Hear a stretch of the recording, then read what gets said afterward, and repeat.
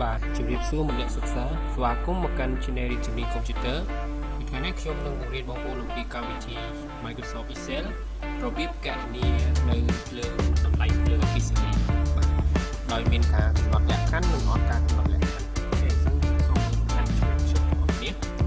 អញ្ចឹងនេះគឺជាលំហាត់ដែលបងប្អូនរៀននៅថ្ងៃនេះซึ่งលំហាត់នេះនៅខាងលើនេះគឺខ្ញុំអត់ដាក់កំណត់លក្ខខណ្ឌទេតែខាងក្រោមខ្ញុំដាក់កំណត់លក្ខខណ្ឌតម្លៃទៅគ្រប់គ្នាដែរអញ្ចឹងនៅបច្ចុប្បន្ននេះគឺតម្លៃអគ្គិសនីមានការកំណត់លក្ខខណ្ឌទេគឺដាក់បែបធម្មតាបែបនេះឬក៏គេកំណត់លក្ខខណ្ឌគេដាក់បែបនេះឥឡូវយើងចូលទៅដាក់កំណត់អូខេអញ្ចឹងកន្លែងនេះខ្ញុំវាយជាភាសាអង់គ្លេសទៅបងប្អូនឲ្យវាយជាភាសាខ្មែរក៏បានអូខេឥឡូវយើងចូលទៅកំណត់ក្នុងនេះគឺខ្ញុំដាក់Microsoft Excel 2010របៀបគណនាតម្លៃអគ្គិសនីបាទតម្លៃគឺខ្ញុំកំណត់នៅកន្លែងនេះឃើញហើយនេះគឺជាតម្លៃខ្ញុំកំណត់ថា600រៀល1គីឡូវ៉ាត់600រៀល1គីឡូវ៉ាត់ដូច្នេះគឺអត់មានការកំណត់លក្ខខណ្ឌអីទេអញ្ចឹងក្នុងនេះមានឈ្មោះអ្នកប្រើប្រាស់ Note លេខរៀង name ឈ្មោះអូខេខ្ញុំលេខនេះ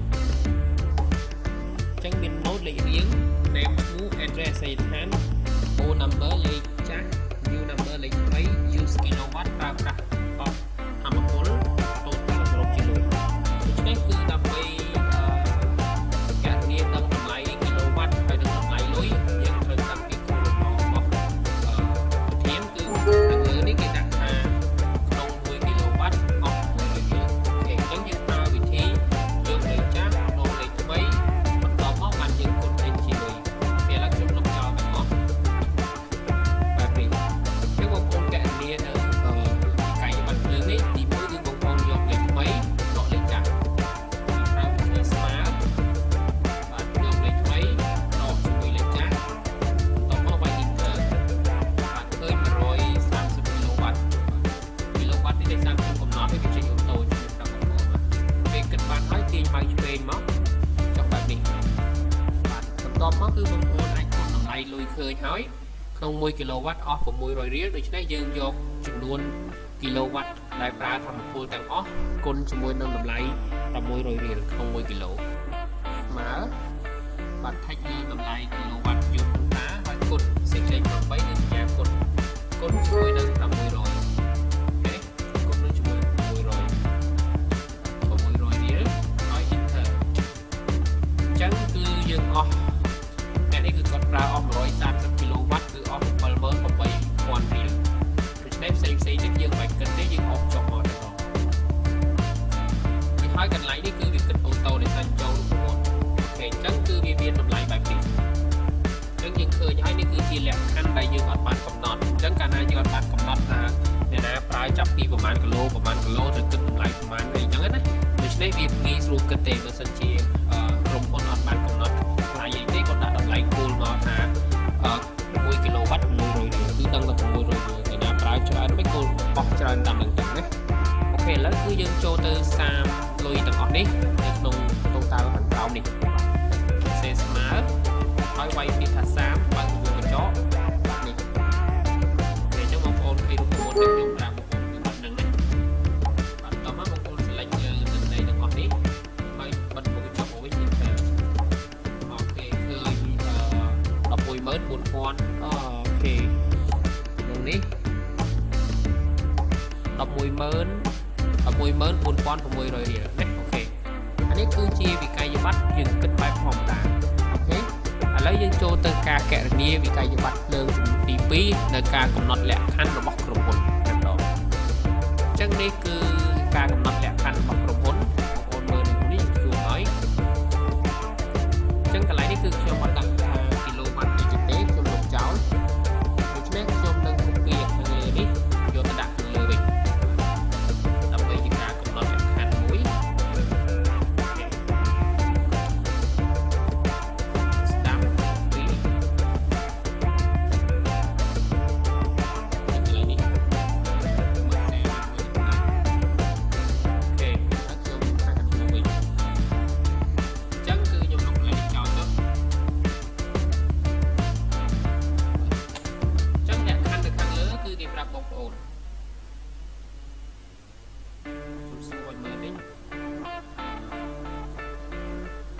ជាលក្ខខណ្ឌខាងលើរបៀបកណនា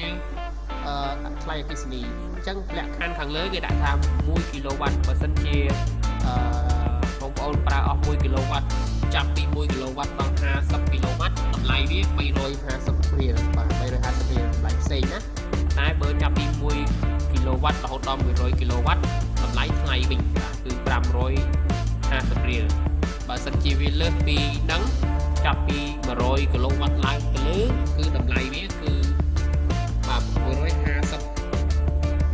បាទរៀលក្នុង1គីឡូវ៉ាត់អូខេអញ្ចឹង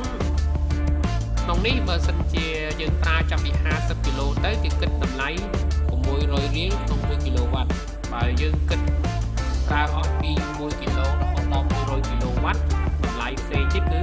550បាទរៀលក្នុង1គីឡូវ៉ាត់បើសិនជាប្រើលើសពី100ទៅគឺ600រៀលណា650រៀលក្នុង1គីឡូវ៉ាត់ដូច្នេះគឺបងប្អូនកណនាបាទកណនាវាចឹងរបៀបកណនាគឺយើងត្រូវប្រើវិធីនេះលក្ខខណ្ឌទី1គឺបងប្អូនត្រូវចាំនៅក្នុងរូបមន្តដែលខ្ញុំថាបងប្អូនគឺរៀនពិបាកតិចណាក្នុងការលក្ខខណ្ឌនេះហើយខ្ញុំលុបចោលកន្លែងនេះខ្ញុំលុបចោលចំនួនលេខលុយហើយនិងលេខក្រោយនេះខ្ញុំលុបវាអូតូអូខេឥឡូវនេះគឺដើម្បីធ្វើលក្ខខណ្ឌរូបនឹងបានបងប្អូនប្រើរូបមន្ត if បាទរូបមន្ត if ឥឡូវខ្ញុំគិតថាវាយរូបមន្តស្មើហើយសរសេរពាក្យ if ហើយបើករូបបញ្ចុះ select លើចំពោះគីឡូវ៉ាត់អូខេយើងគុណទៅយើងអត់តាមគីឡូវ៉ាត់នេះឥឡូវយើងយករងចំនួនប្រើប្រាស់គីឡូវ៉ាត់យកលេខចាស់មកយកលេខ3ដកជាមួយលេខចាស់សិនហើយយើងកុំចុះមកនេះឥឡូវយើងដឹងយើងឃើញចំនួនគីឡូវ៉ាត់តែឥឡូវយើងចាប់ដើមរកតម្លៃលុយក្នុងការប្រើប្រាស់របស់គាត់ដោយមានការលក្ខខណ្ឌកំណត់ខាងលើអូខេអញ្ចឹងយើងស្មើថារូបមន្ត if នេះ if បាទរូបបញ្ចុះ select លើចំនួនគីឡូវ៉ាត់ហ្នឹងមកបាទរូបបញ្ចុះបាទ select លើចំនួនគីឡូវ៉ាត់ក្បៀសបាទន័យថាធំជាងបាទបើសិនជាយើងប្រើហ្នឹងវាបាទវាទៀបជាងណាបាទទៀបជាង50គីឡូវាន័យថាគឺអស់តិចជាងបាទអស់តិចណាធំជាងឬក៏ស្មើនិយាយថាធំជាងពី1គីឡូវ៉ាត់ឬក៏ស្មើបាទស្មើ50គីឡូវ៉ាត់ហ្នឹងតម្លៃវាគឺបាទផ្សេងគ្នាណាថែមដល់មួយទៀតមកចំនួនឲ្យគុណជាមួយនឹង300អានេះយើងគុណជាមួយនឹងបានលក្ខខណ្ឌខាងលើគេដាក់ថា350គុណនឹង350អញ្ចឹងមានន័យថាក្នុងបើសិនជាលក្ខខណ្ឌដែលយើងប្រើប្រាស់ចាប់ពីអស់ពី1គីឡូវ៉ាត់ដល់50គីឡូវ៉ាត់គឺតម្លៃយើងគុណនឹង300នេះវិញណាហើយក្បៀសមួយទៀតដាក់រូបមន្តមួយទៀតថា if បាទ if បើកចុះ select លើចំនួនប្រើនឹងដដែលគីឡូវ៉ាត់នឹងដដែលហើយបន្តមកធំជាងឬក៏ស្មើបាទធំជាងឬក៏ស្មើ100គីឡូអញ្ចឹងយើងត្រូវគុណនឹងប្រមាណបាទអញ្ចឹងយើងត្រូវយកតម្លៃនេះមួយទៀតត្រូវគុណនឹងប្រមាណគីឡូខាងនេះធំជាងឬក៏ស្មើបាទធំជាង1គីឡូ100គីឡូឬក៏ស្មើ100គីឡូហ្នឹងគឺតម្លៃវា550ផ្សេងទេ550រៀលផ្សេងបាទក្បៀសមួយបន្ទាប់មកយើងទៅសេក if មួយទៀត if បើរូបកញ្ចក់ហើយបងប្អូន select លើគីឡូវ៉ាត់នឹងដែរបើសិនជាវាប្រើលើសពី100គីឡូទៅណាអញ្ចឹងយើងដាក់ថា100គីឡូទៅដាក់100គីឡូទៅនេះអត់មានន័យថាជាងយើងដាក់សញ្ញាធំជាងទៀតមានន័យថាវាតូចជាងណាតូចជាង100គីឡូតូចជាង100គីឡូបាទអញ្ចឹងមានន័យថាតម្លៃវាគឺលើសហើយណាយកមកគុណនឹង1គីឡូនេះដែរគុណនឹងប្រមាណគឺវាលើសពី100គីឡូគុណនឹង650រៀលហើយគឺអូបាត់ទៅចុះ3ដង1 2 3នេះណាអញ្ចឹងនេះគឺជារូបមន្តដែលខ្ញុំចងបងប្អូនឃើញណាអូខេខ្ញុំស៊ូមមកខ្ញុំឃើញហើយបងប្អូន enter អញ្ចឹងឃើញតម្លៃលុយនេះគាត់ប្រើអស់150គីឡូវ៉ាត់គឺអស់តែ 84500 លើខាងលើអត់កំណត់អស់ 75000 7800 78000ទេដោយសារគេគុណនឹង100រៀលណាដោយសារគេគុណខាងលើគេគុណនឹង600គុណស្មើនេះឃើញទេតែអានេះគឺក្រុមហ៊ុនគេគុណថាបើយើងប្រើលើសពី100គីឡូឡើងតម្លៃវាដល់ទៅ650រៀលនោះហើយអញ្ចឹងបានលុយវាឡើងក្នុងនេះណាអូខេហើយបងប្អូនទាញអស់មកអស់បែបនេះមកបន្ទាប់មកបងប្អូនគិត30កន្លែងនេះមកយើងគិតជាសរុបលុយទាំងអស់នេះមក total មួយទៀតមកស្មើសេ30ចូលបើកពុកកញ្ចក់select លើទិន្នន័យលុយទាំងអស់ហ្នឹងបើកកញ្ចក់ enter ឃើញទេបើហើយបងប្អូនចង់ដាក់រៀលដូចខ្ញុំចេះទេណាបងប្អូនចុចទៅលើរូបមន្ត select បែបនេះបាទអូខេចុចម៉ៅស្ដាំយកពាក្យថា format cell បាទ format cell នេះហើយគឺបងប្អូនចុចយក custom បាទអញ្ចឹងគឺជ្រើសរើសចំនួនដែលយើងត្រូវការមកបាទនេះក៏បានដែរយកបែបនេះក៏បានដែរបាទនេះជារូបមន្តក៏បងប្អូនអាចជ្រើសរើសផ្សេង scroll ឡើងនេះមកបាទឬតាមលេខគណនីបងប្អូនមកតែជ្រើសបែបនេះឲ្យខ្ញុំបាយរៀលចូលមួយ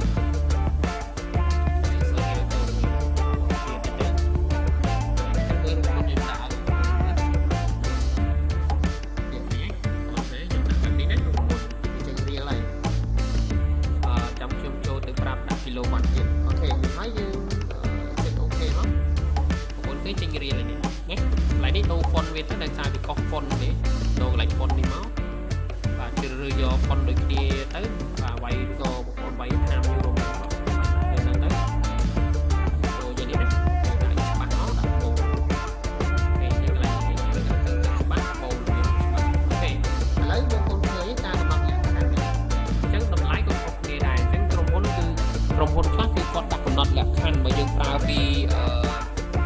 ងនិយាយថាប្រើពី1គីឡូដល់50គីឡូតម្លៃ300ផ្សេងណាហើយយើងប្រើខាំលើកទឹកចិត្តយើងដល់ពេលយើងប្រើពី100គីឡូដល់100គីឡូតម្លៃវាលើស550រៀលហើយបើសិនជាអ្នកណាប្រើលើសពី100គីឡូទៀតតម្លៃកាន់តែថ្លៃជាងទៀត150គីឡូតែខាងលើនេះអត់ទេក្រុមហ៊ុនគេកំណត់មកធម្មតាខាងលើណាខាងលើនេះគឺក្រុមហ៊ុនគេកំណត់មក600ស្មើចង់យើងប្រើអស់ច្រើនបើយើងប្រើអស់ច្រើនលុយយើងច្រើនយើងប្រើអស់តិចលុយយើងអស់តិចអញ្ចឹងណា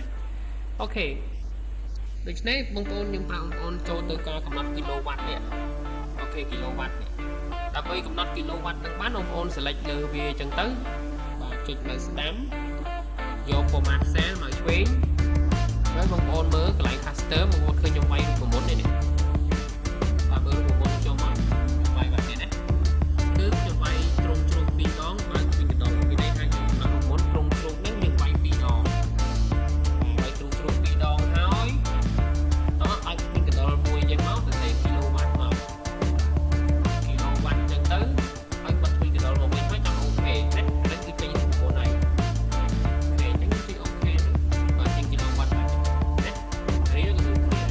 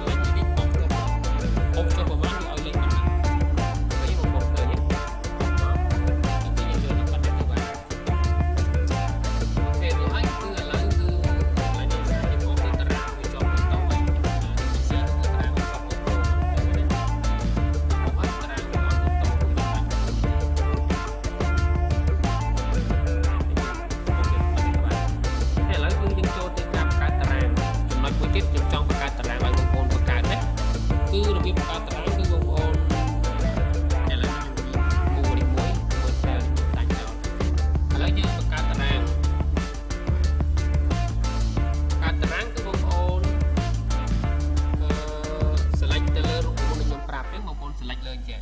select បែបនេះទៅអាក្រោមនេះបង្កើតផ្សេងណាហើយយើង select យកប៉ុណ្ណេះមកពេលប៉ុណ្ណឹងបន្ទាប់មកបងប្អូនចូលចុច mouse ស្ដាំ click mouse ស្ដាំយកពាក្យថា format cell មកឆ្វេងឬហើយយកពាក្យថា border ហើយយើងរើសយកពាក្យ border នេះ border ហើយចុចលើវាទៅអញ្ចឹងមកណាក្នុង style បន្ទាប់នេះបងប្អូនចុចលើវាទៅហើយ style ផ្សេងៗទៀតហើយយើងអូខេទៅយើងអូខេនេះហើយកាយ style បន្ទាប់ឡើងនេះបងប្អូនដាក់ style នេះទៅលេចលើវាអញ្ចឹងមកចុច mouse ស្ដាំអត់ format cell ដាក់ style អត់ពីមក អូខេទៅបែបនេះណាអញ្ចឹងគឺខាងក្រោមបងប្អូនធ្វើតាមនឹងទៀតទៅណា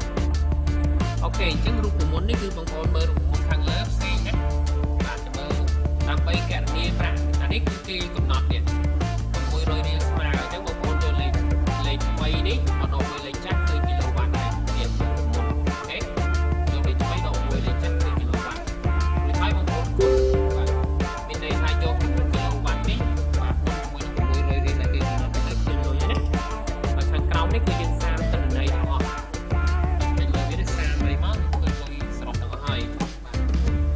ខាងនេះផ្សេងណាបងប្អូនអានេះគឺគិតផ្សេងយ៉ាងលុយនេះគឺគេមានចំនួនការកំណត់គីឡូវ៉ាត់របស់គេមានកំណត់លក្ខខណ្ឌគេ100គីឡូវ៉ាត់ឡើងទៅដល់50គីឡូវ៉ាត់ស្មើ300រៀល350ពី1គីឡូវ៉ាត់ដល់100គីឡូវ៉ាត់500តម្លៃនេះ550រៀល1គីឡូវ៉ាត់ពី100គីឡូវ៉ាត់ឡើងទៅតែចំណាយប្រើលើនឹង650រៀលក្នុង1គីឡូវ៉ាត់អញ្ចឹងមើលរូបមន្តវាបាទសួរមកបងប្អូនរូបមន្តបន្តិចបងប្អូននេះគឺការកំណត់រូបមន្តណាតម្លៃរបស់វាអូខេអញ្ចឹងខ្ញុំសង្ឃឹមថាបងប្អូនអាចនឹងកណនីវាបានហើយពួកមេរៀននេះនឹងមានប្រយោជន៍សម្រាប់មិត្តអ្នកសិក្សា